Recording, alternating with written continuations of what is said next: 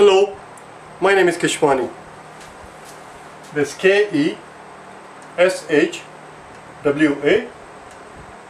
Keshwani. We are here because we want to prepare for the GRE. We have been solving GRE math problems out of this book here, Official Guide to the Revised GRE, the second edition. If you do not own this book already, purchase one immediately. You're going to need it. The problems that we are about to deal with are the ones that you will find on page number 296. Please turn to page number 296. On that page is where they give you the exercises dealing with data analysis.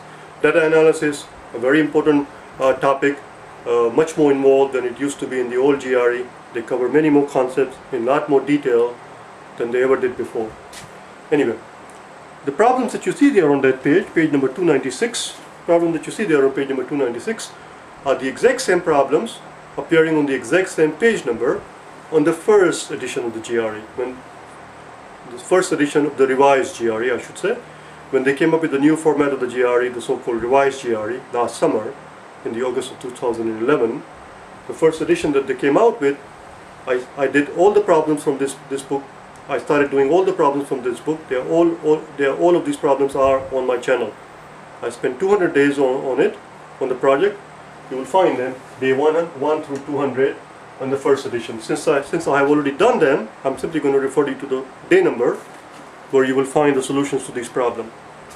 Problem number 1 that you find on page number 296, you will find a solution to it on day 182. Just type in revised GRE math, day 182. Problem number 2, you will find it on day number 183. Problem number 3, you will find it on day number 184. On day 185, I did an example that you will find on page 263, example 4.1.1. 4.1.1. Let me take a look at it. I'm curious as to why I went back and did it. 263. The first problem. Yes. Which deals with the frequency distribution. And on page number 262, they give you a couple of tables. And I wanted to make sure that you understand how to build this table from scratch, because you have to know how to build this table from the scratch in order for you to be able to read it properly. You cannot actually read something if you do not know how it's put together in the first place, which is why I spent the entire day doing the example number 4.1.1 on page 263. So for this particular video, I'm going to put in 2 tags for the page number. One is going to be P296 and the other one is going to be P263. And on problem number 4 that you find on page 296, problem number 4 is something that I did on day number 186. And problem number 4 was the last problem appearing on that page number 296, that is. Make sure when you're looking for a particular problem,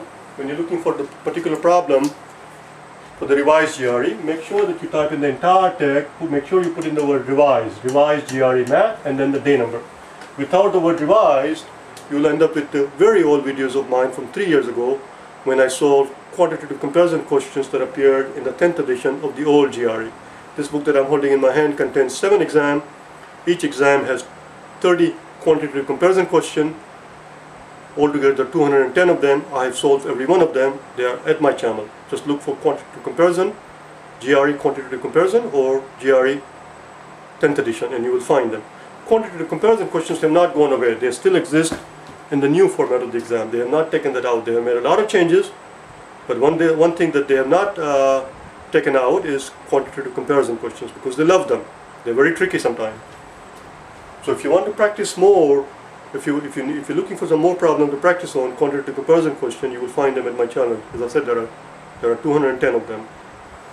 Anyway, if you're looking for these videos, make sure you put in the word revised. Alright? I will see you tomorrow. Okay? Bye now.